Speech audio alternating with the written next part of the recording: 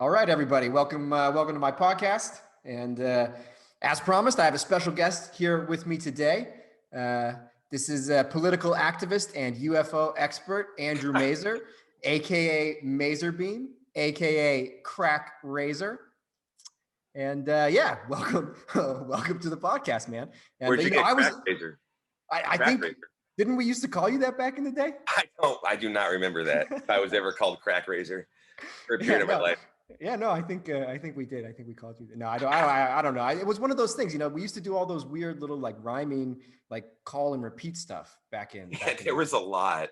There was a lot of, and one of them was like crack razor, Mazer. It's kind of coming. Yeah, Yeah, yeah. you guys would always say about me like chow mein, Chicka chow mein. Yeah, Yeah, but that wasn't even about you. They just said that. They were yeah. just No, I thought it was about me, but I I don't wasn't think it sure, was. so I never said anything. But I No, always just sort of assumed it was about me. I'm pretty because- sure they started saying that like maybe. I mean, we all kind of met each other at the same time, but I feel like they were doing the chicka chow mein thing from like day one of the course. Because I had a tutor in high school named Mr. Lee who called me chow mein, and he was from China, and he had like a heavy English, like Chinese accent, and he'd always say like, chow mein, you must work harder. Mr. Lee has plenty bills to pay. He would say, I don't want to. I guess that's You're gonna opening with a voice. Welcome to my podcast, everybody. It's a new year. Like promised, we got an interview, and we're opening with hopefully I didn't lose all of my offend anybody right there. So I've been listening to I've been really into accents lately, but more regional because I've been listening to because like with everyone leaving the capital, now they're all getting arrested in their home states. So like every day on YouTube is just like Florida local news about this guy, Alabama local news about this guy. So I've just been watching a ton of local news because one, local news is the best. Like it's if you want to know about what's going on in a town, you should watch their local news. But anyway, I've been listening to a lot of accents, and I'm listening to this FBI guy right now with this super thick New York accent. He's like, they're going to be charged. They're going to be prosecuted. I don't know. It's like, it's good. It's good. Yeah. You just need to pick ones that it's still okay to make fun of, like New York, like regional, Chicago. Yeah. I mean, I didn't mean to make fun of, Mr. Lee, like he just talked like, this is the way he talked. I mean, right. He was a great guy. He taught me math. I went from failing, pre-calculus to sitting and sleeping in the back of the room to sitting in front row and like raising my hand and answering questions on the board. Mr. Lee was a fucking genius. He taught, if anybody is on Guam, where I'm from, and they need a tutor and he's still alive and still giving tutoring, this is a long time ago. Mr. Lee, he's the way to go. Specifics. But do you have Guam listeners? Do you have a Guam audience?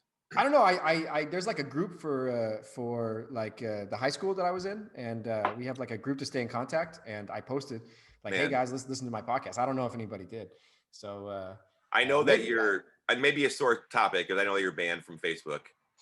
But like when I was in my 20s and it was like high school groups, I was like, I don't give a shit about any of this forever. But now in my late 30s, I'm the high school groups. Seeing how these like people arguing about like abortion rights and vaccines and like the best way to like fucking be a Democrat or not be a Democrat or whatever. It's like, I'm glad that's something I do like about Facebook is these weird community. But I mean, fuck Facebook, but like I miss it. I miss my Facebook, high school dude. friends argue about is very interesting. It gives me an interesting take on America that I wouldn't get from my like fucking socialist friends in my town, Yeah, no, totally. I mean, the advantage to having Facebook friends like from high school is that in the meantime, your political opinions have like diverged a bit, and you get maybe exposed to stuff that you otherwise it's like wouldn't full think. lifestyle. It's not even just opinion. It's like, wow, your life is so fucking different than my life now. Totally. For example, nearly all of my friends from high school and most people I know have children. Yeah, it's pretty close for me. So that's a thing, Yeah, it's a weird thing. Yeah, totally. And but I probably shouldn't. Children is like a topic for like a whole podcast that I probably should never make. I should probably never make that podcast where I talk about how people shouldn't have children. They can have kids, but I don't know why they expect me to feel sad when they say things now like, oh, I can't believe my kid has to like grow up with this stuff. And it's like, was it better fucking 10 months ago? Like, I don't know what. Like, I don't know. And that's so misanthropic because I'm gonna, as an old person, if I get there, I'm going to need a base to pay for me. But like, I still also don't get why you're complaining about having a kid right now when it's like such a horrible time to have a kid. Why would you have a kid? I mean, I'm looking forward to telling all my, friends with kids that, I mean, I work part-time, but I still make enough money to do whatever I want. So yeah, how is it with that kid though? Like, how's your kid go? How's your kid doing? You won't even have to ask because it'll just be the topic. It'll When be you the see that topic. Yeah. person. Yeah. No, totally. I think that they're going to be, I'm worried that like I'm going to alienate myself from a bunch of my friends with children because they're just going to hate me because like literally I work part-time and I have more money than them and more free time, like unbelievable amounts of free time. And it's going to be like me, like Instagram post on the top of a mountain being like, whoa, living life, living my best life. And they're going to be like changing diapers and dealing with like a halfway drug addicted teenager. And it's just like, fuck, what have I The done? teenage stuff, yeah, I don't know. There's going to be waves of this. I don't know how it'll change, but for me right now, I am certainly a target of pity from my partnered, stable, child having kid friends. Because Yeah, it's but like, don't listen to that bullshit, man. The thing is, like, I mean, sure, yeah, I mean, maybe right, I'm if you just saying fit the mold better, but they're like, certainly not like, oh, Major's living his best life. Like, just sort of like, what's wrong with that guy? I'm just saying there's like this social, but it'll yeah, probably but that's they'll their wait for more. defensive mechanism. That's them being defensive, trying to like justify the choices that they made. But again, this is the podcast that I shouldn't be making. We're not. I Right. don't want to Right. talk about. Yeah. What do you got planned? Someday. Yeah, What do totally. you got No, I planned? mean, I think we should talk about your internet hobby. UFO, YouTube videos, watching UFO YouTube videos until you fall asleep and waking up and like seeing weird shit. Because it seems from the things that I've heard you say on your podcast and also when you interviewed me that it's like a hobby of yours. It's like something that you're interested in. And I don't think that like, and I think I've missed now one of your episodes. I think I saw the most recent one and then like the one before and the one before, but then I missed one because like I didn't have internet for like 3 weeks. Right. And so the one where I finally got to just talk about UFOs for like the whole time has like the lowest views, but the people really, who so watched you did have one where you talked about UFOs. I did. That must have been the one that yeah. I didn't watch then. Yeah. Yeah, no one watched it, but the people who did watch it watched all of it.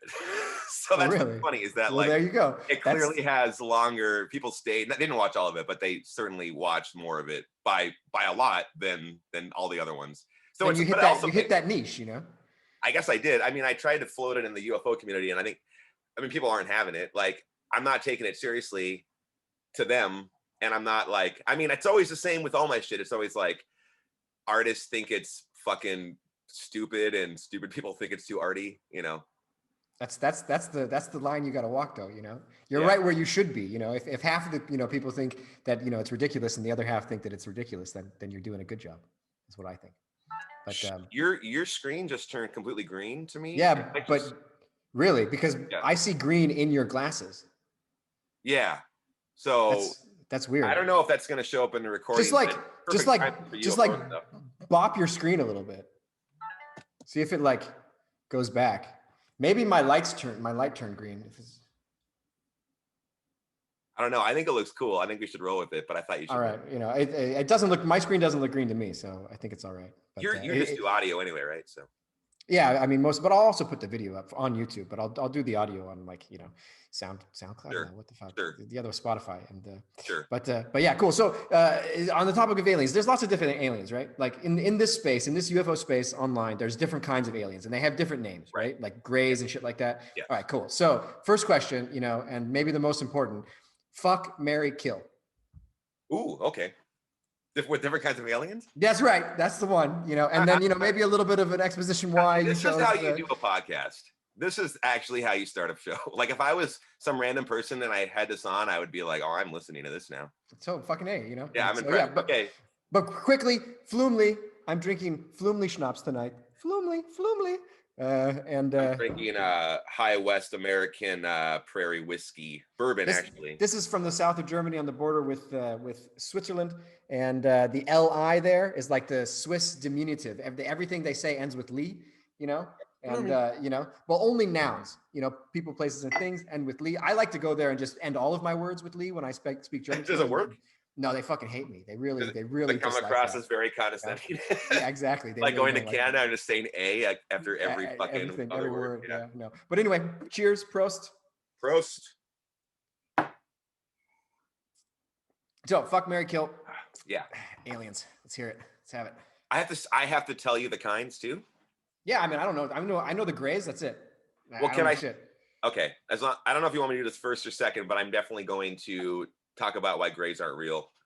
I don't That's believe all right. it. You can tell me afterwards. We can tell me about Grey's Anatomy. I mean, you know. So I'd fuck a Grey because they're the most like a person. Okay. You know. Well, Okay. no. Well, so there's this kind of alien. It's only, as far as I can tell, though, written about in one source, but it's one of my favorite UFO stories ever, which is the one they made the movie Fire in the Sky about. I watched that. that. Yeah, yeah, because I had the option to watch Fire in the Sky or Ninja Turtles, Turtles in Time, and I Ooh, chose Fire in the Sky. that's the And right call. I regret it to this day. I was so No, disappointed as a child. I must have been. does I not was hold 12 years old. I was so sad that I chose Fire in the Yeah, Sky. because there are I didn't get yeah. a single second of it, and I really Right. the whole time wanted to be watching Ninja Turtles. There's that one awesome scene. Hey, you're back. They're not green anymore. Oh, good. Okay, weird. I guess the alien watching this in real time turned off his feed and his Yeah, and totally. He wanted to check to see, like, you know. Yeah, no, they're not even getting it right. Back Totally. to Hannity. Yes. But okay, so Fire in the Sky, that movie. See, I was for whatever always into this shit, and so I saw it, but I was also I think my folks maybe got divorced that year, so I for sure got to see both those movies. It wasn't an issue. I got to see every movie I wanted for the next. Like, I still haven't seen Turtles in Time.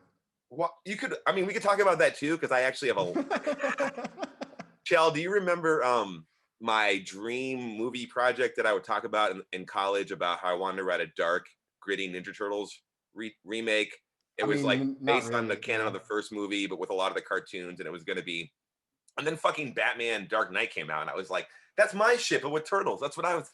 Anyway, weird. I ran out of like I remember like saying to a friend maybe 8 months ago, like, I have so many like such a backlog of things I writing or video things I never finished or things I never started that I just started. You know, there's so much more to do.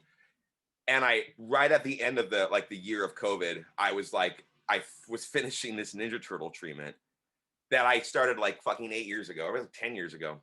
Did you finish it? I finished it, and it's like fucking 80 pages, and it's like this. So it's a whole. I'm not even going to bring that up because I know how I'm going to do it, and I have ideas, and you know, that's a whole. No, it sounds cool. A real dark, gritty Ninja Turtles is an excellent idea. So I have a lot to say about the Turtles, but they gotta you gotta work in like cowabungas and shit, right? But like the last line of the movie is jump up in the air, kick, freeze frame, cowabunga. Nice. It's a hit, man. You know, it's a hit. Yeah. You should be careful. Great, Somebody's going to steal that shit from you. You know, I know that's why I'm not going to say more on the show, but that's good. That's good. And I'm going to do it as this sort of DIY, like animated comic book thing that I can maybe get away with fair use because it's like an artistic. It's a very like it's not it won't be a movie. And then, but if I can't, maybe if I piss off the people who own the Ninja Turtles enough to stop me, that means that people watched it, and then they'll hopefully watch the last movie I made and the other one we're making in a couple months that isn't a licensed, someone else's fucking property. I'd be totally down to paint my face green and be a fucking Ninja Turtle in your fucking movie. You actually, it's going to be voice acted.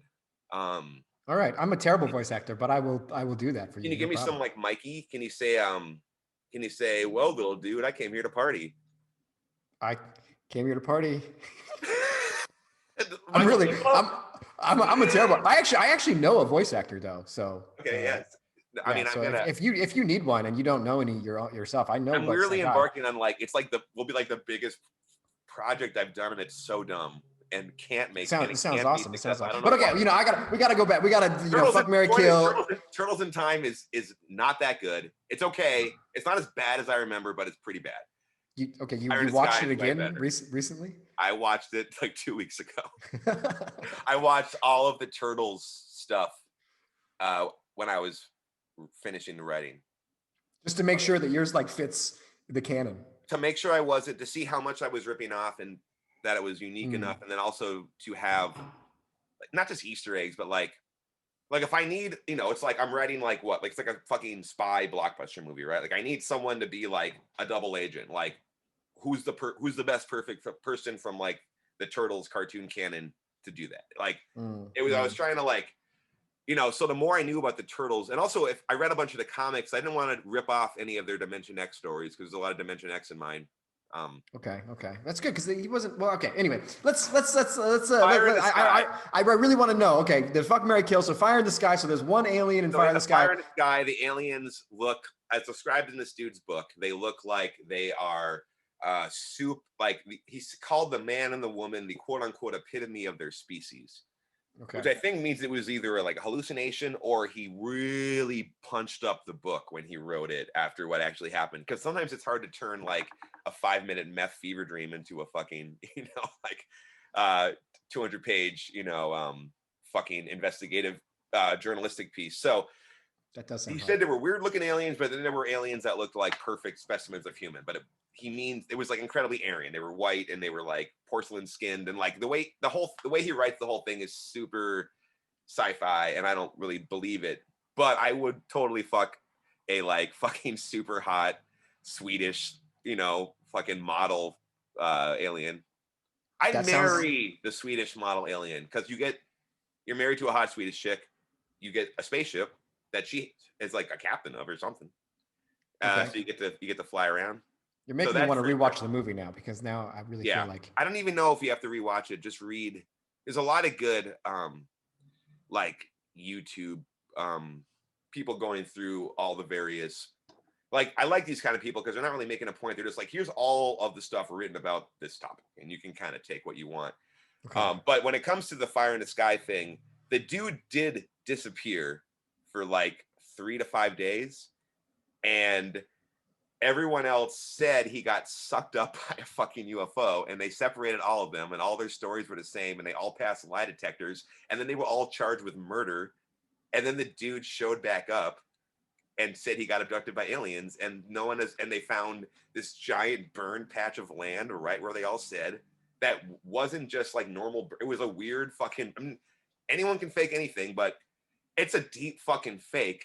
It could have been like a prank that went wrong, but like the guys also didn't like each other and had gotten into fights like that day. So I don't want to like play the skeptic too much, right? But what I think happened, those trash cans that like have like that rubber lining that you like put your bottles in. You ever seen those like on the street? Maybe you can visualize it. It's sounds like one of the smart things you Germans would do, that in America we just throw our fucking bottles in the gutter on the sidewalk. Okay, it could be, but like, so this is like to this is to like, throw your glass away, recycle your glass, and there's like a rubber sort of ring, and it's like a hole, and you like put the bottle in. I bet he put his head in that and then couldn't get it out. Not to play skeptic. that's what I think happened.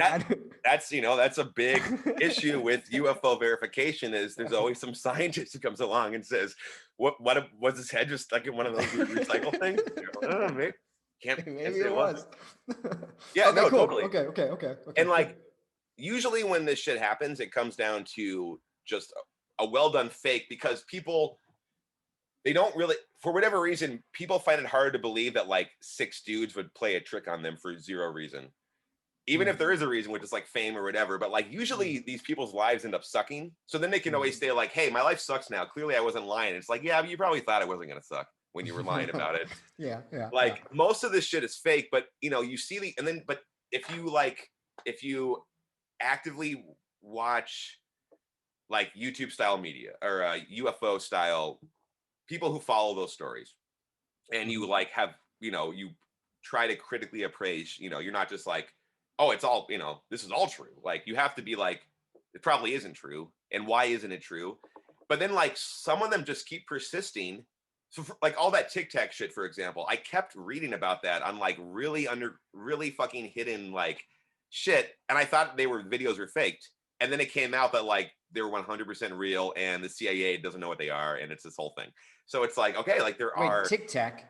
Yeah. So did you ever see it's footage of these fighter pilots, and there's this Tic Tac shaped? Oh yeah, I watched that recently while I was trying to do a little bit of research. I did like 45 minutes of research for this. So those videos came out like, I don't know when I first saw them, or I don't know when they first came out, but it was years ago, maybe even 6 years ago, and I thought that they looked fake. And I don't know what fucking fighter jet shit looks like, and I don't know how fighter jet dudes talk, and I don't know how many knots is too many knots for it to be like physically possible, but all of them were pretty like, this can't be doing what we're seeing. And it's funny because the shit that's the least convincing is the shit that's probably real, because it's like, CGI, like I said, for that exact reason, like I don't know what fighter jet surveillance video looks like, but that thing kept persistently showing up, and then certain and journalists and some there's actually a Senate committee on this led by Harry Reid that's been demanding release of and it's gonna happen. It has been happening, and the Tic Tac was part of that. Yeah, totally. The release of that footage was part of that. And there's like a bunch more that's going to be released in the next 6 months. So it's basically so all the CIA and FBI files on UFOs are being released. We have to be, I mean, obviously I don't give a shit what anyone says about me in the discourse because I'm barely in it. Like I'm not worried about being canceled when it's like only my friends watch my show. But like canceled by the UFO people, Right. But like the problem with conspiracies are dangerous and scary, and I'm not in any way trying to inflame those, because if you just buy into it wholesale, you'll see all the evidence as leading to it, and you'll get angry that they're lying to you and this and this and this. Like it'll create this whole uncritical thinking, which is the exact opposite of what you need. But but on the other side of UFO, being a UFO fan, I guess, or like follower, skeptical follower, is that like sometimes it's not. it's like totally. There's so much weird shit there, and it's like and everyone has a just irrational need to just be like, that's stupid, like that's not real. So it'll just be instantly dismissed. So then something pops up and it's like how no one is explaining this, and it can't exist. So there has to be weird technology they're not telling us. Now, does it mean it's aliens? No. Does it mean it's like it's gray aliens or like super hot Swedish chicks and spaceships? Maybe. I hope so. I hope so, but I don't think so. So then I guess but I think that's like an excellent point about conspiracy theories in general, because things that are conspiracy theories, tend to get immediately discounted by the rest of the population. And it's like, yeah, but they come from somewhere. And every once in a while, it's fucking embarrassing. Like I remember, Keith, yeah? I mean, I probably shouldn't even say his name. We'll call him K. His name's definitely not Keith. And yes, love where you're going. Yeah, keep going. But he he was right about so much stuff. So much shit. So much shit. College. Yeah, totally. And I thought he was fucking nuts. And he was right about so much shit. And at the top of that was the NSA shit, because before I moved to Germany, he was saying, the NSA is they have a database, they're recording all of your email communication. Every keystroke. Everything is totally going through this 5-eye program, between the United States, Australia, the UK, Canada, and the other one. And they're doing all of this. And it was just like, and that was the thing. And it was like, that's a bunch of bullshit. And then what, like 4 years later, Snowden, comes out and says, hey, guess what? It's all fucking happening. And it was even, the Snowden thing was really bad, but before Obama was even president, or maybe when he was in his first 2 years. Yeah. The precise thing, Keith, what are we calling? What's his fake name? K. What does that stand for? Kevin? No, K. Yeah, Kevin. It's Kevin. K. The specific things that Kay was talking about was Operation Keystroke, which was happening under a Bush program, under a Patriot Act program. So the Snowden NSA thing was even deeper because it was an actual whole like wing of government that like only did that.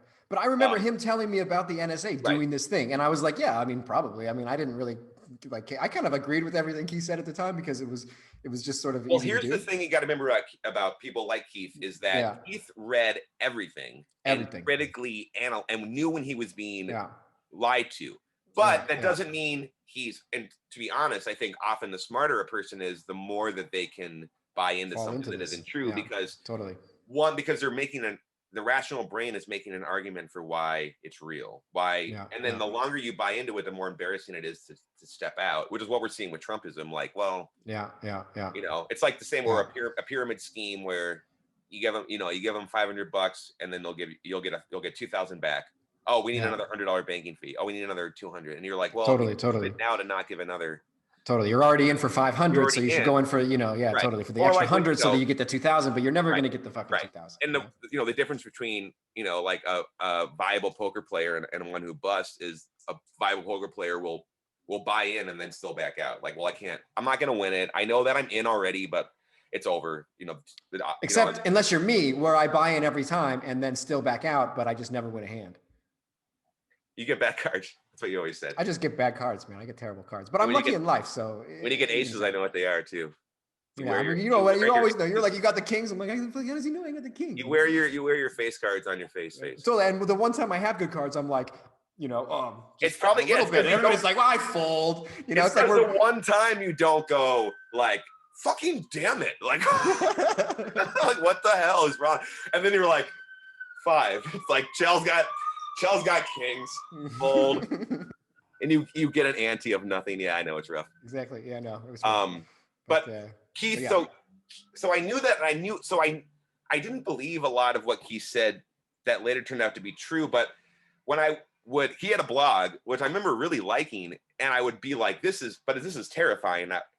But it was also like, it kept being proven true. And he called all the neoliberalism shit with Obama. He was like, the wars are going to get fucking worse. Your rights are going to get further encroached. And I was like, oh, everyone says Obama's taking their guns. He's like, I'm not even fucking talking about it. I'm talking about like surveillance. I'm talking about like War Powers Act and troops and all, fucking all of it. Like, he called all of it. If someone said to you in college, like, the first black president is going to use robot airplanes to bomb the fuck out of countries that you don't even know about right now, I would be like, fuck you, Keith. Yeah, so I would have been like, wait, there's never going to be a black president. We live in a fucking racist, country. Like, first off, black president, no. Second off, robot airplanes, no.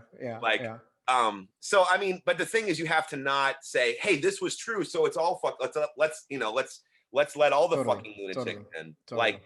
That's the big problem, and you need to not. I mean, the only way that the left will get through what's going on now is to just like stubbornly stick to facts and the tenets of journalism.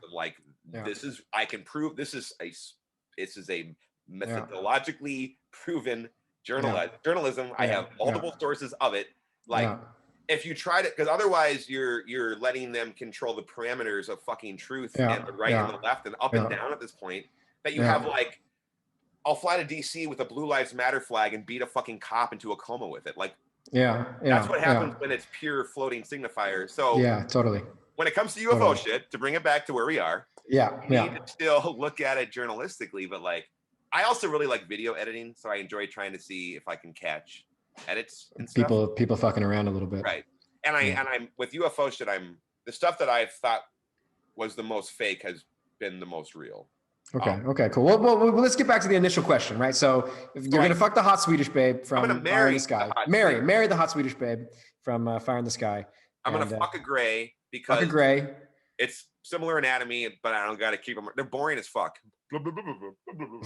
Like, they look boring, like they are so boring. Emotionless, Right, and then I would poke them in the eye. Let's see. Do I go comedy bit here, or do I go? How I actually feel. How you actually feel? It's the whatever the virus that comes from somewhere else that actually wipes us out or COVID? actually colonizes us. I mean, I'm not worried about, other than a meteor, and I'm less worried about a meteor than I am about literally the dude with the Trump sign 2 blocks away at this point. Like, that's how fucking bad. I don't like. You should go burn his house down. The Great Disc. Yeah, I mean, also, whatever. But his car is a big sticker that says MILF Hunter across the. Ooh. Yeah. I guess those two things work together, though. MILF Hunter car and then Trump sign in the yard, and it's like it's. I'm not surprised. I'm just doesn't surprise me. Yeah, that actually makes the most sense of stuff from recently. But okay, kill. So there's got to be some. If aliens ever prove a threat, it'll be because like, that Vonnegut book with Ice Nine. What is that? Cat's Cradle?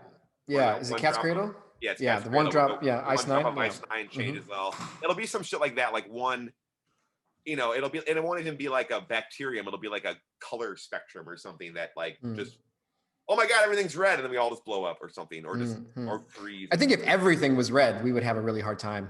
Yeah, everything will turn red, and it will suck. So I'll kill that alien. Okay. The one that wants, the one that's ethereal.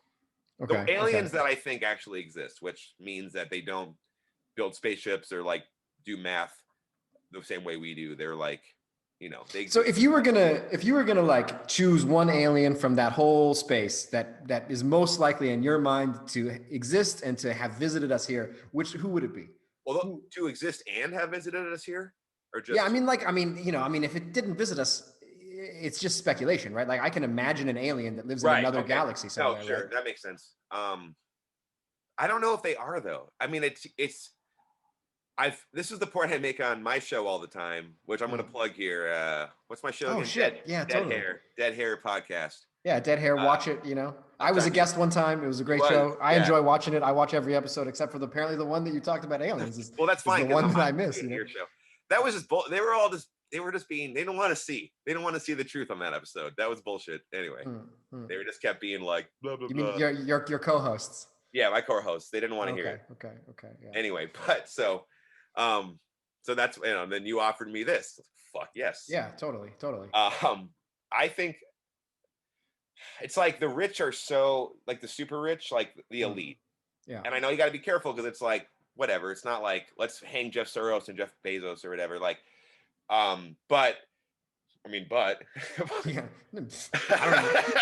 I don't even, right. yeah. I mean, yeah, you don't need that walk back at totally. all. You know, just fucking, I think we should eat them. Oh, wow, it's delicious, I really, and that was my favorite podcast episode title, maybe ever, was yours, like eating the rich for self-care. It was funny. But there's clearly this technology there. There's lots of careerist Pentagon people talking about how it's like a off-world thing or like alien tech or like it just doesn't. I mean, it's entirely likely that there's this like super advanced wing of the Pentagon that like just does this kind of shit. The question is, why do they fly it over Arizona in the middle of the, like why would they? That's so weird. There's a lot of conspiracy about this 10th planet, which is not true, but like the idea Nibiru. Is it Nibiru? I think it is Nibiru, yeah, the 10th planet, and it's always you just always can't see it. It's just always yeah.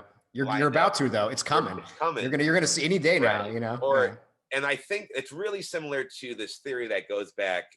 David Icke has, the reptoid thing. Kind of, I don't know which came first, but there was a theory that these dragons that that there are these dragon aliens that live inside the Earth, and for whatever reason, there's a big overlap with religion to an extent with it. Like the Bible provides all this proof, but it's not really like a rapture thing. Like I don't know, there is some overlap, but I'm not sure it's there anymore. But this idea that there are these reptoids and they breed us like livestock and they live inside the Earth, but they have satellites and they can watch what we're doing, and they're actually feeding military technology or keeping certain technology. The part about dragons in the center of the Earth, I do not think is true. Okay. But the part about like super secret alien technology or like I mean, all you'd have to do is find one downed alien ship or one probe, locked in the ice from a billion fucking years ago, right? And then reverse engineer some of that technology to the extent that you can, and who knows, maybe then that's that. Yeah, the best way to unravel this stuff is when you can find some sort of a lit theory explanation for why it is, and then you're like, oh well, then it's definitely not true because it came from fucking 3 distinct 1930s comic books or whatever, and you can see it. So like and that's why the dragon, and I haven't figured out like when the dragon and the Nibiru stuff started and how it affects with like David Icke, him in England. And so David Icke, but I do know the reptilian shapeshifting aliens, and I do believe they're from Nibiru. Yeah, so David Icke proposed the reptoid shapeshifting alien theory most predominantly, and I think the connections was then. That's the thing about conspiracy theories, is it's so easy to just because you're really just creative writing after a certain point. It's like your brain, and that's why people who write creatively for a living their brain is making a clock, like, okay, my person should say this and then this should happen, and so your brain is kind of doing that, but you're not doing the rigor of actually researching any of it. And the government does no one any favors by making it actually pretty impossible to research, and then mainstream culture just sort of thinks it's all dumb. So the people who are willing to run those kind of stories are newspapers that people often don't trust. So they don't trust the source. So therefore they don't trust the message, even though the article actually might be somewhat, might be actually rigorous journalistically. So totally. I mean, it's that weird twist. I mean, I guess we almost kind of covered it already a little bit, but the weird twist is that the less traction you get in the mainstream or with normal people or with the government, the the more more credible your theory becomes. Right. Because everybody's like, that's bullshit. And the government's like, yeah, we don't have any documents, Right. And then like you find that the government and then they have a bunch. And then you're just like, bunch. and then it's like, and then, and then of course, I mean, if what it would be foolish not to expect people to start believing things like that. And this might be too, I might be making it too broad here, but I think, as a philosopher, I think you would agree with this, that like, hey, we don't want people to use drugs, so we're going to make up lies about ecstasy and say that it makes your fucking brain explode. And then it's not true. And then everyone's like, oh, I'll just do like fucking coke and crack too. Or like, totally. When I was a kid, it was like weed was super illegal, and they were like really harsh about it. Yeah. So I really didn't see cocaine as that much different. I really didn't. It seemed like, if the guy who sells me pot has cocaine, I'm gonna get some cocaine. Totally. And like, I remember talking to a doctor about, I was like, I smoke pot I shouldn't actually, I was watching a thing about how you shouldn't talk about illegal stuff on your podcast. But I mean, it's not illegal in like half of the fucking country now. So, but it is in my dumb state. Yeah. I mean, it's illegal where I'm in Germany, but I'm I don't smoke pot now, blah, blah, blah. But like, I was smoking pot every day, and I went to, it was not even my doctor anymore, the doctor at the time. And he was like, well, we can't do studies on this stuff because the government won't let us. So it's actually super aggravating as a medical professional, because I can't give good advice about. He's like, you shouldn't smoke anything every day. That's all I can tell you, because you shouldn't combust anything into your lungs every day. But that's why that vape thing. Have you seen that fucking vape, the distillate in the little vape, the weed vape thing? Fuck, man, it's gonna revolutionize the world. As soon as they have a cocaine vape thing, then it's over. It's done. We're fucked. That is meth, like a free base. But it's not. It's just like in a little vape thing. You can put a little vape cocaine liquid in it, take it to a party, and I mean, just that's the end of society. Then it's just, why would you do anything else? If we can make it through this to get to a point where we can have coke vape parties, and that is the fall of our society, then that's like, it's like, kick the punt on fourth down. Like, all right, we bought everyone a party. Everyone gets a pizza party. And then the business before the end, fuck down. And we're shutting down the fucking whole capitalist project. Yeah. And I guess we'll have to go fucking live in the Biru.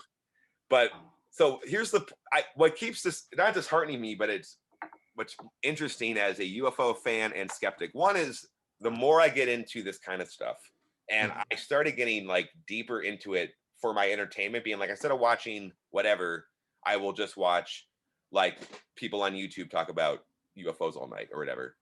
And I would believe a lot more at first, and now I believe so little of it, because I've seen how so much of it is done and faked, and also how the whole UFO community is so uncritical. It's so annoying. So you'll read some news like, why, like, you're making me feel dumb as fuck for being on your website at all, because there's a big difference between like, here's a still frame of Hillary Clinton's eyeball turned into like a reptile slit, and like, here's a fucking through the what's Freedom of Information Act CIA video of a fucking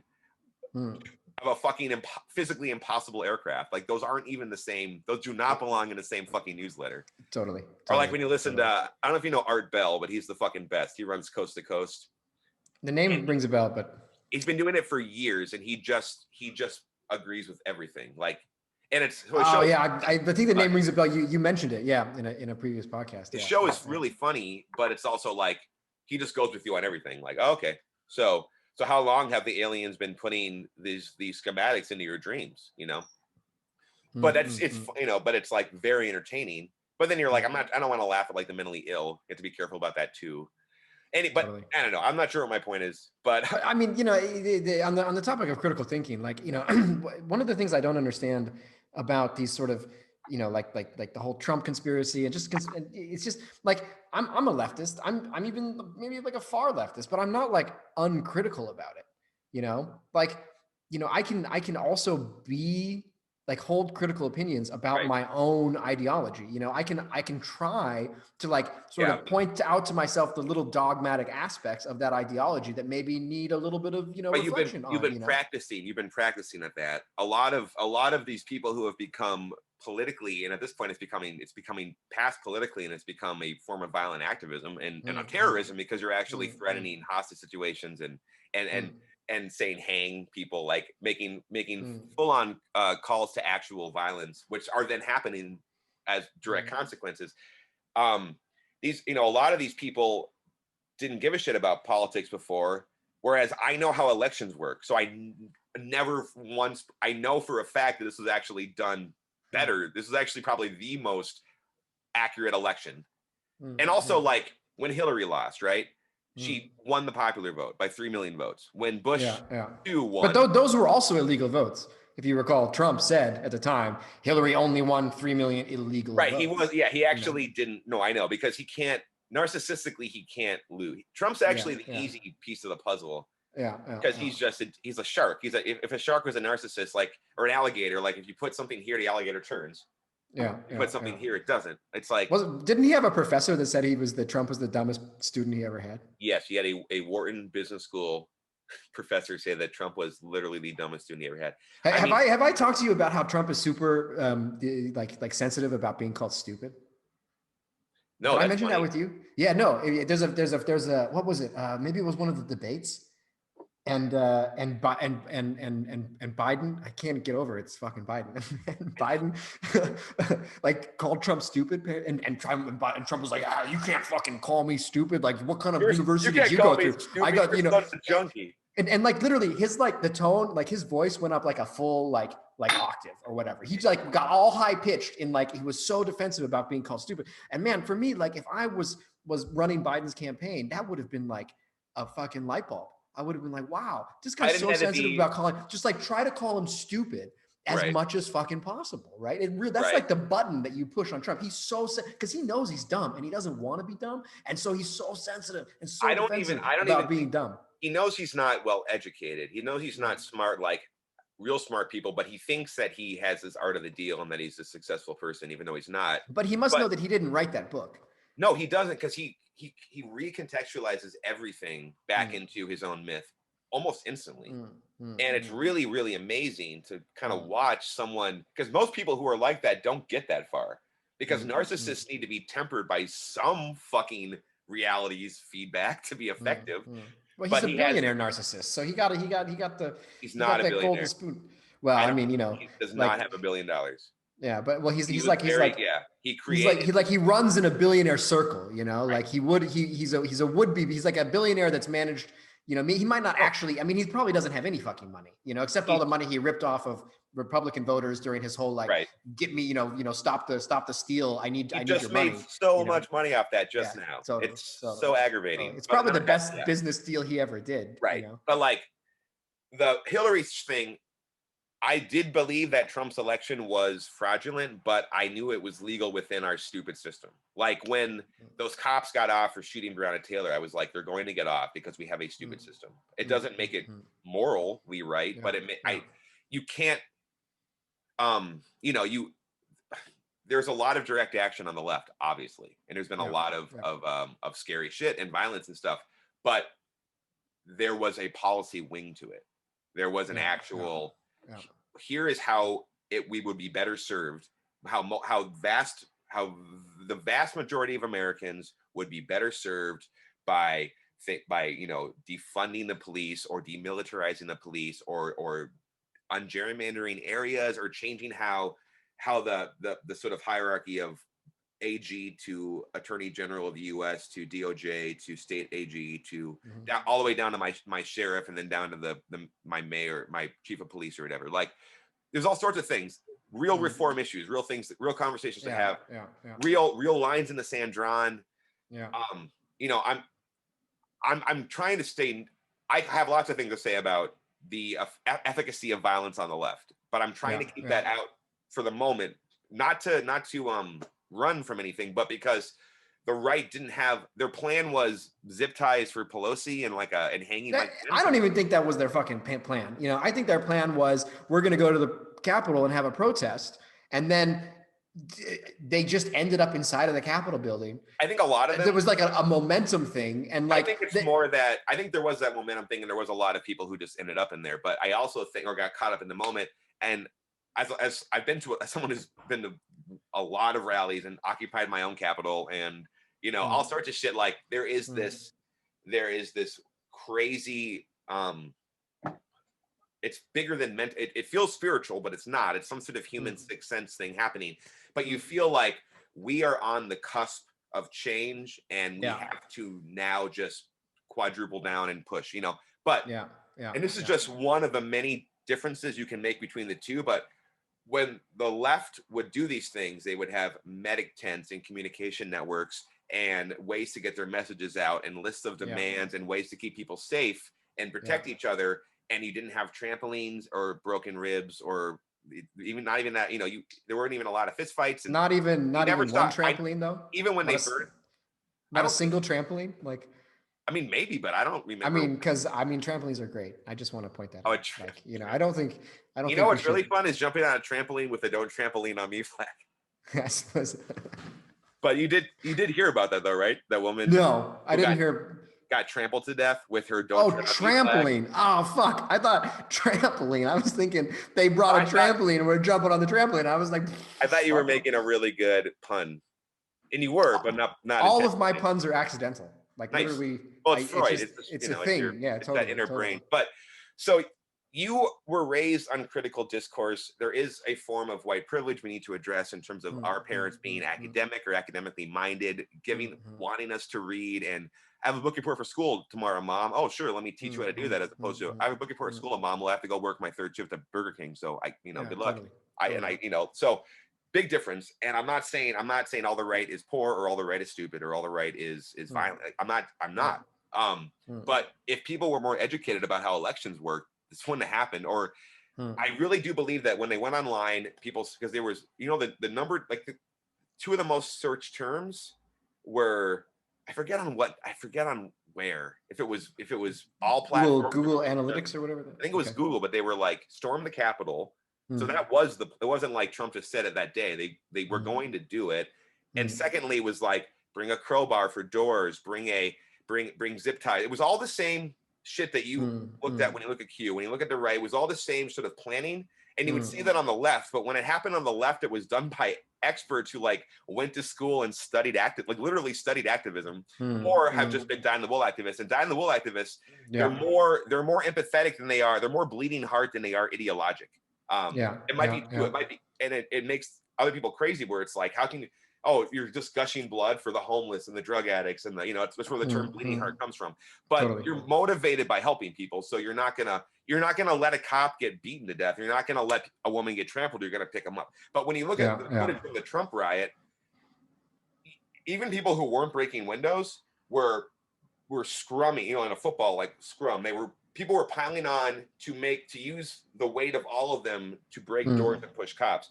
Not a single leftist activist would ever do that, because there's no way a lot of ribs were not broken in the middle of that. And those people they went back to fucking wherever and their rib is broken, and they're not going to talk about it until the FBI eventually shows up. But you saw people taking running starts to push onto the scrum. So it was even the violence, the destruction, and even how violence was used to try to affect change could not have been more night and day from the left and right, because the left used it, even if they didn't use it ethically, you could argue they used it effectively. The right, it was here's our plan, show up and be violent, and then we'll I don't know, because they're just fucking spitballing. Like we'll get Pelosi, and then we'll cuff her, and then we'll make Pence make Trump the president, and then we'll hang Pence. But first we'll make him pardon everybody. And it's just it's fucking 12, and then I'm gonna fucking pull out my ninja stars, and then I'm gonna fucking, and then I'm gonna do sweet ass karates until Chuck Schumer has to fucking only give white people $2,000 or whatever. Like whatever the fuck they're mad about. And the scariest thing is they don't think that fake Trump lost because of overwhelmingly fake votes. They think that a lot of people voted in an incorrect way and that it shouldn't count. They're literally rallying to disenfranchise the non-Trump voters who are primarily not white men. Who Did you voted hear, not to, you just made me think of something that I read about today. That was too long. So no, that's all right. That's all right. How much time do we have, by the way? Where are we at? Can I find that out? It only tells me when we have a 10-minute limit. Okay. We haven't hit that, so I guess we're good, But no, totally. So I was on Twitter today, which I don't use. I'm not on Twitter. Fuck Twitter. But it turns out at Rev Mazur on Twitter if you want to follow me. Oh, I actually do want to follow you. You should put that. Is that in the comments of your videos? Because I've been meaning to follow you on Twitter. It's on the. No, I did follow you on Twitter. I did. Yeah. Anyway, yes. But okay, good. So no, totally. So have you? The question is, have you taken all of the money out of your bank account yet? Because if you didn't, you better do it right. Because it turns out right before Parler went down. There was a rumor going around that finally, because, Q's been saying this whole time, trust the plan. And this week, Trump is finally going to activate the plan, because, of course, the military is 100% behind Trump. And they know that Trump is actually the president of the United States. And so Trump is going to declare martial law. It's going to be arrests, 200,000 arrests, including almost every elected representative, because we have to drain the swamp and we have to, reboot our republic. So we have to arrest all these people. Actually, not that I prepared this at all. Mass arrest, drain the swamp, shut down the internet, full lockdown. So you got to get that money out of the bank now while you still have time. And so I guess my question to you is, what's your favorite afternoon snack? I bought dried apricots for the first time in a while. Really? Were they good though? Yeah. No, they're good. Okay. I kind of stay away from dried fruit. It makes me poop. I like to hold it in. I don't know. It's like I guess I understand. I mean, eat what you want, but like you don't like dried fruit. That's crazy. Unless it's like chopped up and put into something, So sure. But seriously, this is true. The Parler, before it went down, there's this and apparently, so I was like sort of browsing through Twitter, and apparently there's all these like right winger people who are like rushing banks now to get all their money out because they think that Trump, and the most serious like cognitive dissonance, the biggest disconnect in this whole narrative, assuming that some people believe it, and I think some people do believe it, is that they think that by Trump arresting 200,000 people and including elected representatives from around the world by Trump, when he arrested, that's actually saving the republic. Right. That if that happened, that would be the prelude to more democracy. Like, not more democracy, more American values as they interpret them to be. I guess so. I guess that must be the thing, But like, the biggest problem with America is how every American reinterprets the words like freedom, liberty, democracy, republic, and it's vastly different. There's like there's some linguist did a awesome study. Aren't these don't tread on me people? How could don't tread on me people before mass arrests to drain the swamp? Like, it's like when Black Lives Matter, protests happened in these cities, and then Trump people were like, bring in the fucking National Guard. And it's like, you're a don't tread on me person. Right. You don't bring in the National Guard. That's your whole fucking thing. I know, but it's not. Their whole fucking thing is Trump. That's totally. So the whole fucking thing is white supremacy. And if you have a cult of personality, the through line is certainly white supremacy. That seems to always. Yeah. Although I wonder if Trump got super woke tomorrow and super into BLM and kneeling, like dumb BLM, like kneeling for the not that that's dumb, but like performative BLM. Maybe Nike can make a BLM performative BLM commercial with Trump in it, and then that could maybe they would turn then. Like white supremacy might be deeper than Trump, but it really is. It's a strongman cult of personality, and I've been getting more into psychology and the psychology of scams. Like I actually haven't been watching UFO shit for a couple of weeks. I've been watching a lot of how cults and scams work. And it's a cult. It's definitely it feels like a cult. Like if anything feels like a cult, this whole Trumpist shit, feels like a real cult. And the thing is, greed and fear are always going to be poisonous. And if you can make people to make responses from those things, you can control them. Especially if you're someone like Trump who doesn't have a bigger ideological plan other than just like keep being the keep being on top every week, like just keep being the center of attention. And that's why he you loves can like being the center of attention. That's why you can be facing like bankruptcy and like most of the fucking PR shit Trump has dealt with would have, even a bad person who didn't feel bad would have been broken by it, or they wouldn't have known. They would have tried to like kind of split the difference or like kind of get a moral high ground, and they would have lost. But Trump was just like, I will never get a moral high ground because it's stupid and they're losers and I'm the best. And what do you think is going to happen then? What's going to happen when he's no longer president? Because I think we can assume that he's going to stop being president in like, what is it now? 7 days, 8 days, something like that. It's more. It's isn't it like the 21st, or is just me? I think it's like 14 days because they weren't going to do impeachment in the trial in the Senate for 9 days, and he had like 15 days left or something. Let me see when I should know this as an American. I thought it was January 20 or 21st or some shit, but I don't know. I live in Germany. It's the 20th, so 7 days then. 7 days. He's gonna. So in 1 week, Trump will no longer be president. What's gonna happen? What are all these people gonna do? I mean, because I think a large percentage of them really believe that Trump is going to be president for 4 more years. I know that this is going to happen. Right. You know, they do think that. And right.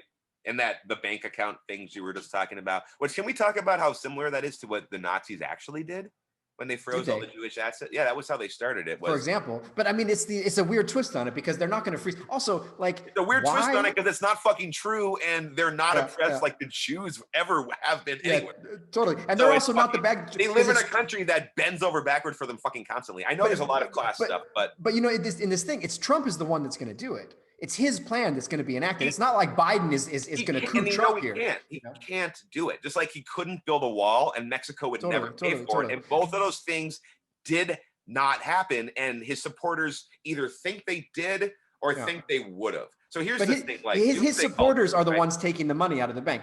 Trump's supporters are taking their money out of the bank and giving him so much money, so that giving him money. Absolutely. When but still, they're going to take the money out of the bank because they think that Trump is going to act on his plan.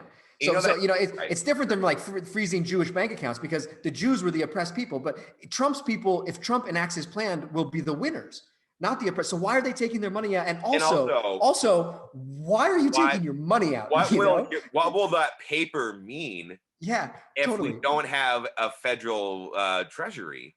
Or whatever the fuck you're loony. What are you going to do with that money? I hope they go and buy a bunch of stuff that they don't need, you know, like livestock, you know, they're going to go buy a bunch of cows, you know, chickens, you know. No, cows have an intrinsic value though. It's fucking. I guess you could resell your cow. Money does not. Yeah, like that's what they did during the Confederacy. They had all this fucking Confederate money, and then as the South was losing, they were overprinting money and paying their own like farmers and soldiers and manufacturers with it, and it went so there. That was a big part of why Reconstruction was so savage on the Southern white man or white family or Southern family. I shouldn't say white family, but perceived against the white family was because they bought into an entire government that went belly up in 4 years. It was like a startup government, and all their stupid money was like stock shares in Enron or something. Like fucking useless. So totally. Here's what I think is going to happen, and it's actually interesting because Trump. I always get accused of like bluing on, like being like Trump's going to jail, they're all getting locked up, like you know, Bush is gonna war crimes in the Hague any day now, you know, like so I'm not I really that's right, Bush is gonna go for war crimes in the Hague any day. It's happening, you know, bluing on, big storm coming. But what I don't know how Trump hasn't toxified himself in like the upper levels of everything, because when rich people who control the world, they don't like you rallying up the livestock, like making the fucking, and also they don't like you destroying consumerism and losing American jobs, because Americans are the biggest, American middle class. And I mean, I hate to say it, but like, it might be a little better for the climate for a little bit with America not so fucking on, to be perfectly honest. But at the same time, you need real innovation and a will to change stuff in terms of carbon. So if you're playing catch up because your country's in fucking free fall, it's probably not going to be very conducive to green new deals.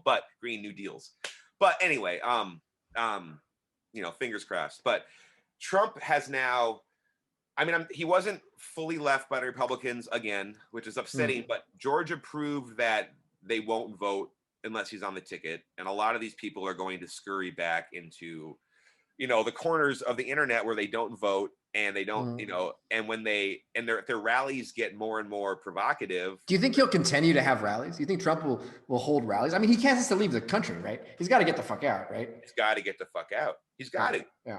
I don't know. Yeah. There are so many at this point.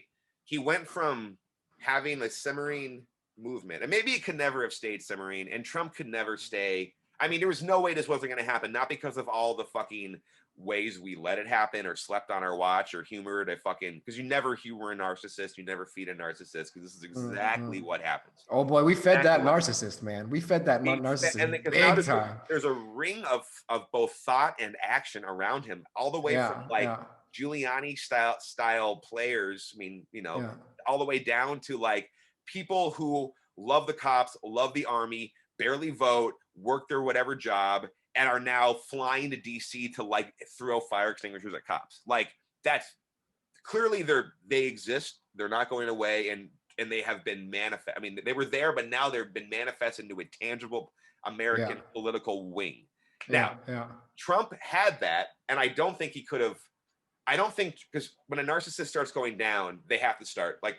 This is like psychological textbook that as Trump's days in office get numbered, he literally will fit in like a year of disruption into like a weekend. So you think he's going to try to do some crazy shit in the next week? Oh yeah. Oh my God. I'm for the first time I don't know. I've been scared a lot this pandemic. I've been, God, I thought he was just going to eat hamburgers and watch Fox News in bed.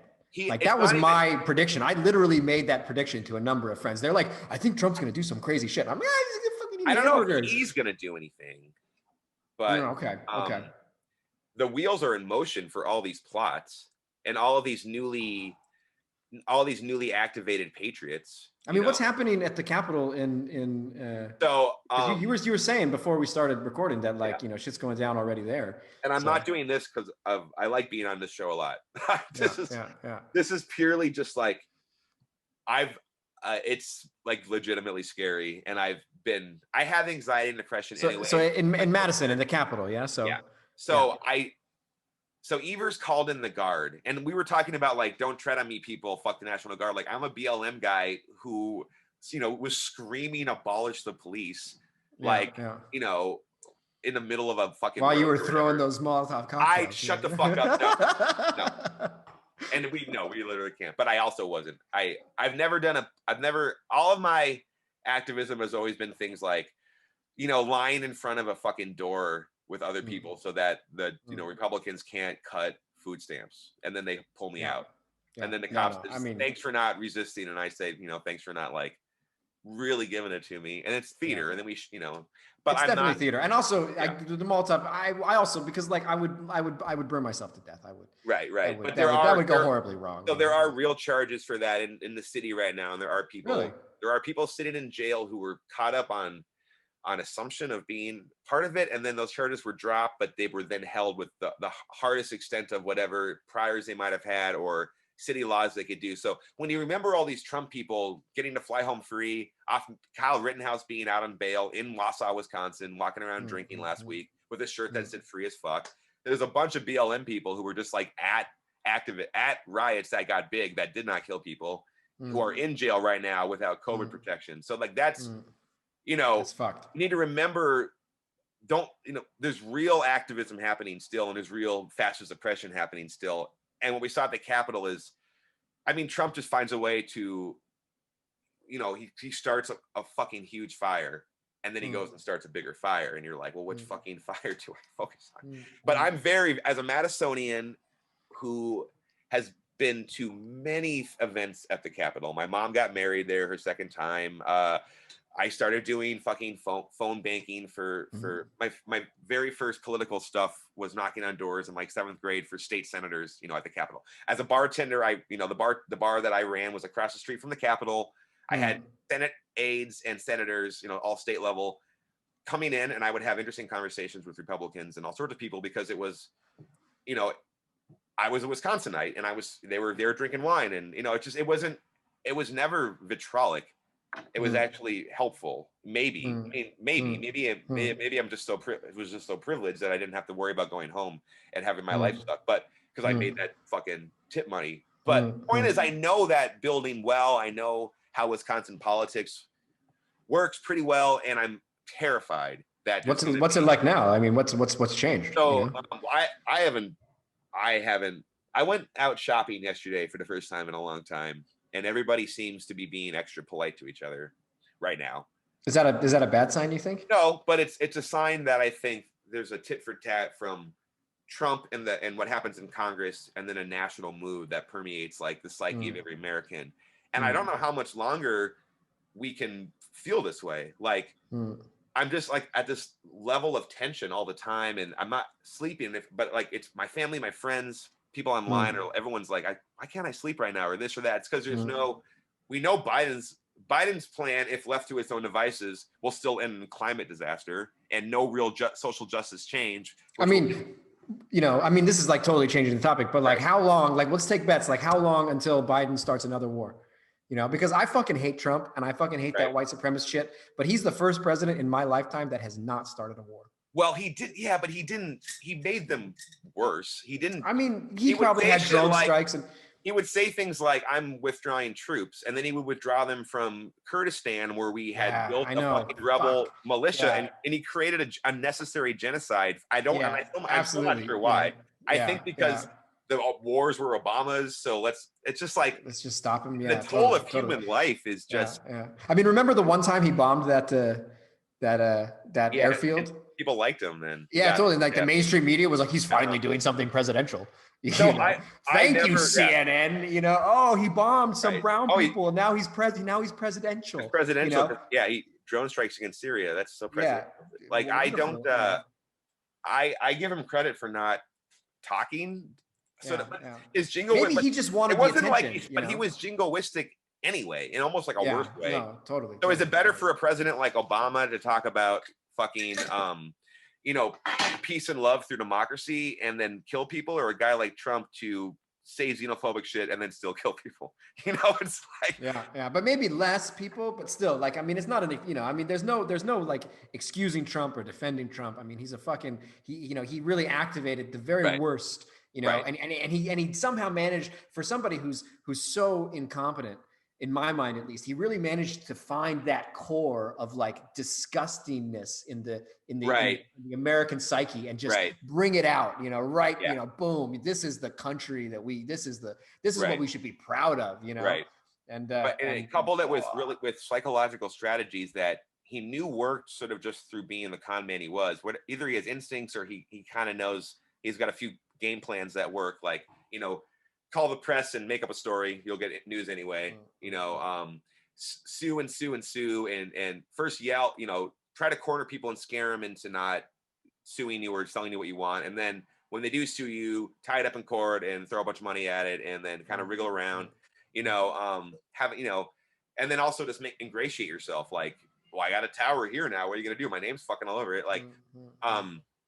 So he's not going anywhere. The question is, he fucked up. This was so bad that I think now Biden's Department of Justice won't put any pressure on state prosecutors to not go after him. Or I think there would have been this sort of like, Trump's still popular, we need to not act like we're going after him. I think that's gone. I think that cushion has been eviscerated by Trump. I still don't think Biden would ever go after him in a meaningful way, but Biden can certainly act like his hands are tied now. He can't stop New Jersey and New York City and probably Chicago at this point, and Las Vegas for sure.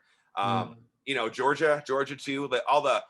The Georgia state government can sue him now over all the phone calls he was making in the last week. That was a great phone call, by the way. You listened to that phone call? I listened to that phone call. Oh wow, it's fucking gold, amazing. Man. He's like, well, he's a mob boss, I think we did have a fair election. No. No, you didn't. Oh man. Nope. Yeah, all that stuff is really bad. And if he hadn't done any of that, all this like work to solidify his base, but with Deutsche Bank and major American banks not lending him money, no one will loan him. No one trusts him with money anymore. They're actually going to try to get their money back. So he's going to be getting sued for forever. And now he has turned a bunch of what was just political rhetoric into all sorts of criminal style charges that maybe I doubt very much that Merrick Garland will go after Trump for his criminal charges and incitement, but a DC person could, a Maryland governor could, people who got hurt from other states could. You know, Lyndon Johnson was actually not Lyndon Johnson. Spiro Agnew was actually sued on behalf of people he defrauded in Maryland by activistic lawyers from other states. So there's all sorts of ways to get standing, especially when it comes to criminal hearings. But I mean, that's good news. You know, that's good news. I mean, Trump is almost out, you know, and probably somebody's going to go after him. You know, if it's not Biden, I mean, a lot you know, of people are going to go after him. Totally. But then why can't you sleep? Why can't you and people you know sleep? I mean, everything's turning up, you know, daisies or whatever it is, you know? Yeah, because his people are still, they can't afford fucking tickets to Russia. And psychologically, they've bought into this really scary shit that is now going to be hard for them to extricate themselves from.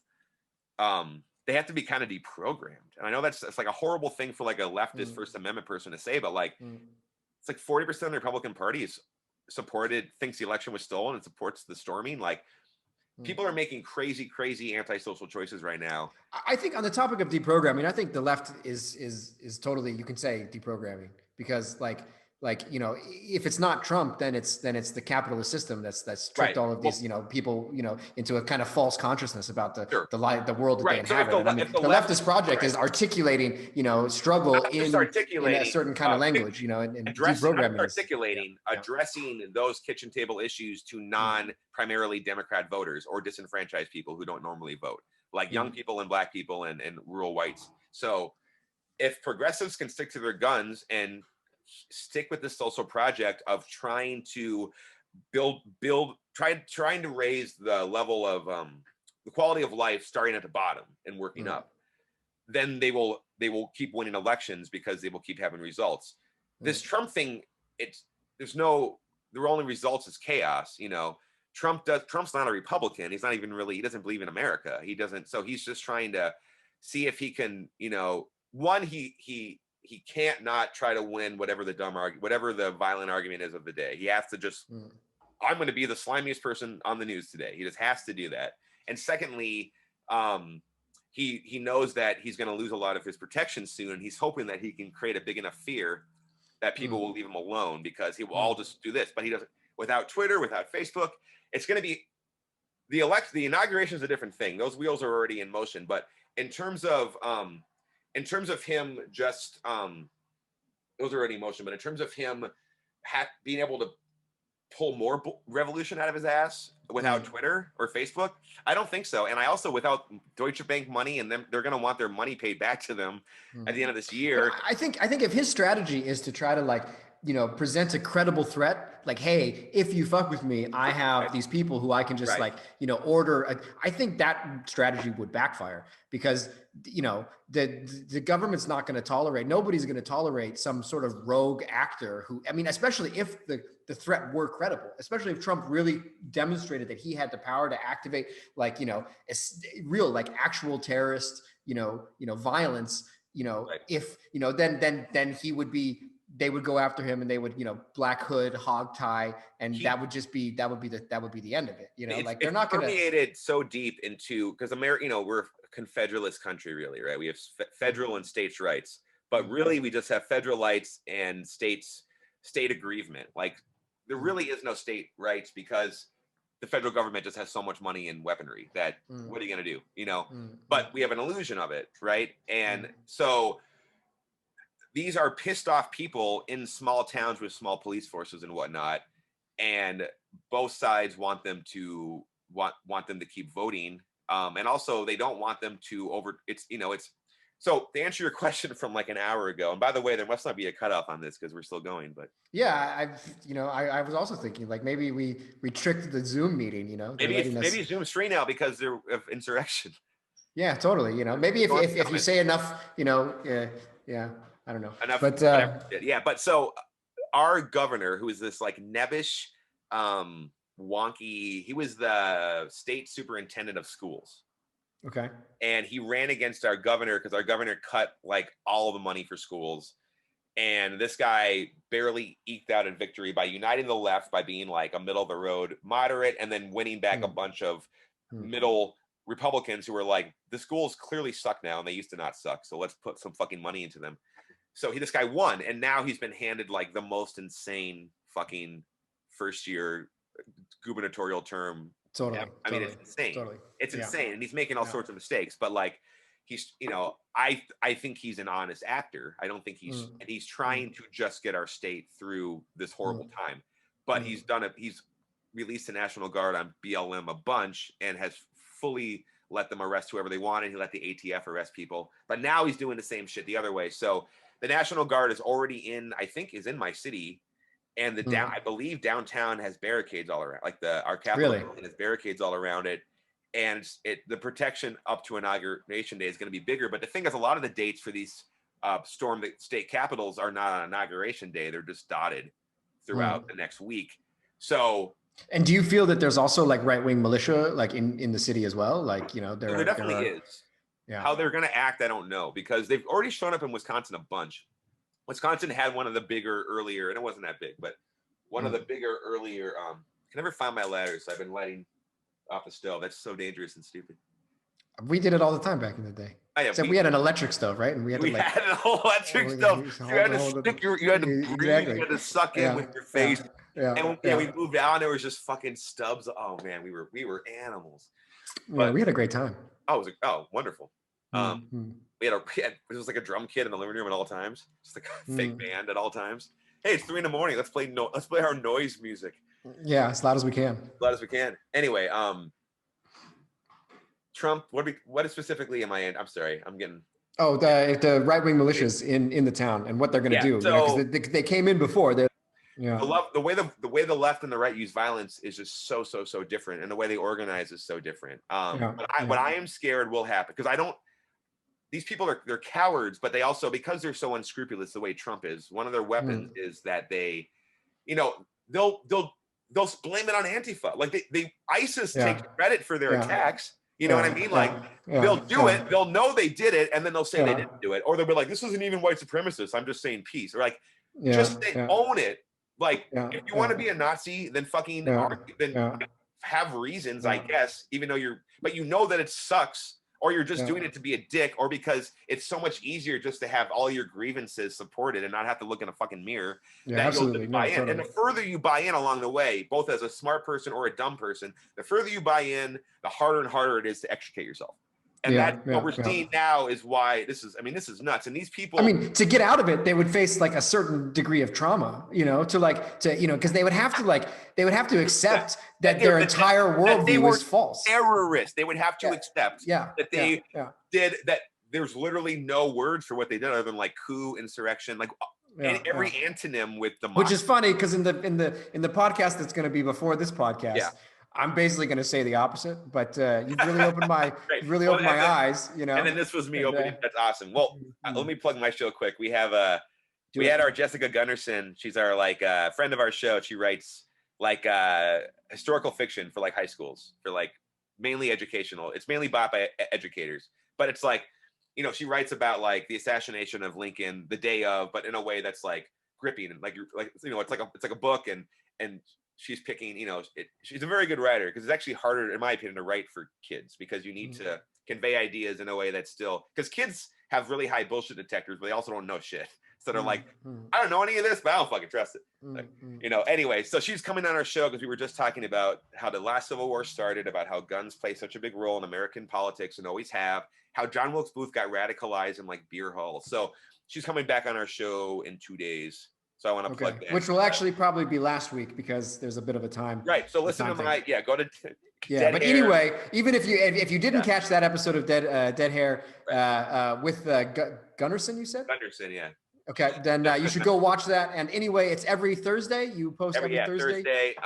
Our what is it? YouTube channel is I think it's my name. It's just Mazur.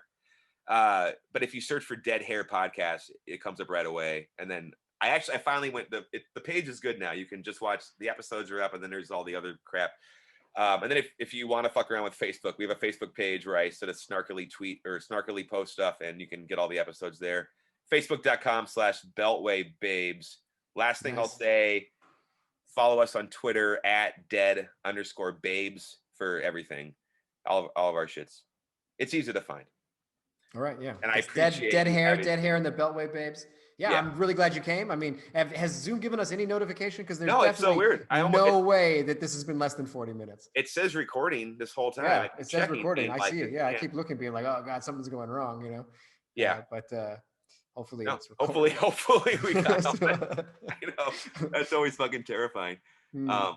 Yeah, I'm sure I left a lot of loose ends here on your show. Yeah, no, totally. I mean, you know, just we answer- answered. Well, I have a whole list of questions, and so far the only one that we asked was "fuck, marry, kill," which is the first one. I never made my point about but we covered a bunch of it. We covered a bunch of it on my list anyway. Well, I am worried that there'll be a BLM protest at inauguration to push Biden to the left because he's a terrible law and order candidate. He's a good law and order candidate, which is actually bad for real law and order, and that because the far right types will blow shit up. But and blame it on BLM. You know, it's interesting that you know if that's your fear, because you know I don't know if you've seen it, but recently there's been a little bit of talk, especially in the context of this, you know, the insurgency and the coup attempt and all of this, that the United States has no like domestic terrorist laws really. So now there's like this push to like, you know, build a bunch of domestic terrorist laws and like make it make it consistent in different departments and stuff. And we need to here's the AOC said it best in a tweet, I think yesterday. So we don't need new laws.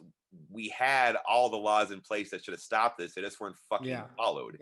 Totally. And the supply chain was purposefully disrupted by Trump and his Pentagon and his DOJ, which is terrifying because it means that there are smart, actual professionals in the state who are okay with this. It's one thing call them deep state. Call them deep state, even though they're like, I mean, they're probably on Trump's phone, like under deep state, general. Totally. Like, deep state buddies, you know. Yeah, like, deep state bros. Yeah. But no, because I'm pretty sure that if they do make a new, you know, anti-domestic terrorism laws, it's going to be people with opinions like me. Of course. Maybe not right away, but it's going to be people with opinions like me who end up being, you know, bag over the head, zip tied, Guantanamo Bay, man. Actual bag over the head, actual zip tie, and Guantanamo Bay, which I'm not mistaken. President Barack Obama ran on shutting down. It's still open, right? 12 years ago. It is very much still open. Yeah, Amy Goodman on Democracy Now! just like, I love how that was her take. I love her show because she's like, oh, you think shit's bad? Well, guess what? Guantanamo Bay, people are fucking dying of hunger striking and COVID right now, and no one gives a shit. Like, it's just, she always has something that puts your dumb country into perspective. It's like, no, actual even worse shit's happening because of your dumb country. But when it comes to like, I do think our governor, I mean, listen, you have counter-terrorist groups, you have National Guard. Like, do I like the National Guard in my town? Should I non-protest? Hell the fuck no. Do I like bomb squads showing up and stopping actual explosions? Yeah. I mean, I hate to say it, but like, and I'm not like, I've never been a smash it all down anarchist. Like, I'm not a reformist either, but like, everyone takes for granted how much shit actually functions pretty well because we just don't think about it. Like, snow removal is a huge one, or like trash pickup when it gets like the amount of diseases that would happen if we didn't have like a solid sanitary system would be insane. So it gives idiots the idea that they can go down and demand even more from their government. Now, if you're a Wisconsin African American who's growing up where if 8 in 10 Black Wisconsinites, and this is a fact, I know this, are on some kind of extended supervision, whether that's inside or outside, that means if you're a Black person, one in every, almost every other Black person you meet is on some sort of fucking monitored supervision in a state that like is so like weird Nordic Germanic white, like it has this white ethno nationality, even though it's always been filled with non-white people building shit like Milwaukee and stuff. So it's wild because when those people go out, they actually have grievances, you know. So not that they should. I mean, maybe I'm not saying they should or shouldn't smash shit, but if they smash shit, it's are being failed by a state. It's not it's not an actual fabricated. And I mean, to the degree that these white ringers, Trump supporters have grievances, then the avenue that they've taken to address these grievances will not address the grievances. We'll never actually. Trump is not going to address your fucking grievances. I mean, Trump, because of his whole like trade war with China, like destroyed the U.S. steel industry and the agriculture and all this fucking great, destroyed. And the tariffs with China still. I mean, he literally made China more dominant for the next like decade. Totally. And we don't want a dominant China, you know? Like, I mean, China is a fucking pretty awful authoritarian country. They managed to get rid of COVID, I mean, but that's also because they literally locked, literally locked down. And if you give a shit about human rights or the planet, you need to have a China that's checkable. Yeah, totally. And so you have Trump who hates China and then makes China more powerful. That's what's so kind of brilliant about Trump, though, is he does things that liberals ought to like, but in a horrible way that even makes it worse. So now you have liberals being like, "Where's the National Guard? Where's the ATF?" And it's like, guys, like, just remember, like, don't fucking sign it all away over this. Because if the cops had given a shit, they wouldn't have let this happen. Yeah, you know, and if the president hadn't have obstructed the Maryland governor from calling the National Guard for like 2 hours, this wouldn't have, because the cops even the good cops. I mean, that's an oxymoron, but even the like non-seditious cops, like saw a mass trampling happening and were like, we have to get out of the way, or this is going to get worse. People will get crushed against these doors. So that's a lot of why they moved, because they were put in a completely untenable situation, which was by design. So that's why it was also because there weren't enough cops. I mean, like, that's what I mean by design. It was designed to not be enough cops, even though these fucking morons, they're not smart terrorists. They just talk about it on Twitter, and then they're all in trouble now. And they're all like, "Oh man, I wish I hadn't." You know, the backtracking amongst them is really funny, because also their brethren are saying, "Oh, only Antifa smashed stuff," and they know they were there smashing stuff. They're like, it's but good. But we should probably wrap it up, because we're just gonna descend into craziness if we continue. But good, yeah. So Andrew Mazurbeem, Crack Razor, thank you very much for being on my show. You'll be back. You'll be like a regular guest someday. You know, I got a couple other interviews lined up, but I definitely want you to come back sometime. Go through your orbit, and then I want to be back round. I want to be the first one to be on twice. That's absolutely going to happen. And also, I want to be on your show again sometime. So, you know, actually, I don't know what I'll talk about anymore. You know, no, because we need to wait for the sedition plots to get a little more on the surface, a little bit more juicy. I've been thinking about you a lot, and our last episode has been with you on it. It's been ticking up because of all the Q stuff. Yeah, because this was a very Q-led thing. That's true. Yeah, and I mean, Q's. You know, Q still hasn't posted since like fucking, you know, the end of the month before last or some shit. I can't remember. Have to though, and all those people just show up and fix it a plan on their own now. Yeah, totally. They're automatons at this point. But cool. Well, cool. Thank you so much. And can you just like stop recording at any time? Like, I really need to learn how Zoom works, especially since this is me interviewing you, but you're like doing the recording and like sending me. So I can stop right now if you want. You want me to stop? Okay, good. Yeah, let's go ahead and stop. So thank you everybody for listening to my podcast and watching it on YouTube, and also, you know, like, support me on Patreon and support Andrew on Patreon too. You know, the first person who supports me on Patreon will be really cool. You'll be a cool person. I still have no money, so I don't have a Patreon. I just need subscribers. Subscribe to me. Okay, subscribe. Also subscribe to me and hit the bell and like and that whole thing. You know, it's funny, like, I'll get like 50 views and like 1 like. Like, what the fuck is, like, just like the fucking YouTube. Like, if you watch the YouTube video, like the YouTube video. Like, I don't know. It's weird to me. I find that odd too, but yeah, you know, I always like every video I watch. It can fuck up your algorithm. I guess that's why they don't, because then you start getting weirder shit. I guess that's true. That's true. They might. But then all you have to do then my algorithm to think that I'm into this kind of shit. You know. But then when it shows up and you don't want to watch it, you just say like, "Don't suggest this shit." I liked your video. I don't want to hear about it every fucking day or whatever. But I'm okay. But good. Okay, cool. So thank you very much, everybody. Thank you, Andrew. You can stop the recording now and stop.